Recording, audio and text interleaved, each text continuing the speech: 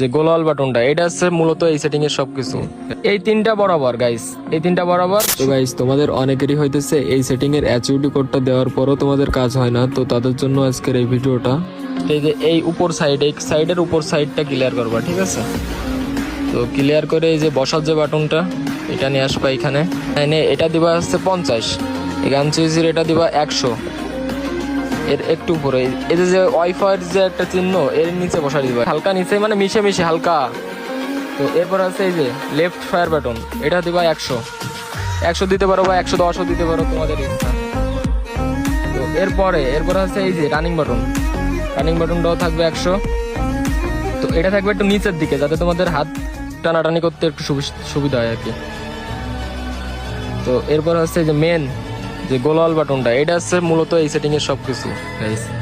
তো এই গোলাল বাটনটা থাকবে হচ্ছে কেন এই ফায়ার বাটনের নিচে একেবারে একটু মিশাই এই তিনটে, এই যে এই তিনটা মূলত এক জায়গায় থাকবে মিশানো।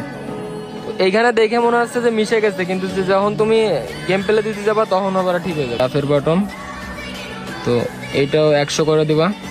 এই তিনটা বরাবর গাইস, এই তিনটা বরাবর, শুধু গোলাল বাটনটা হচ্ছে ফায়ার বাটনের নিচে থাকবে, আর এটা হচ্ছে এই সোজা।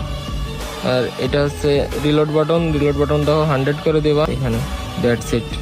কারো কাছ থেকে কোনো কোড মোড নেওয়া লাগবে না গাইস, এই সেটিং এইভাবেই করা যায় ইজিলি।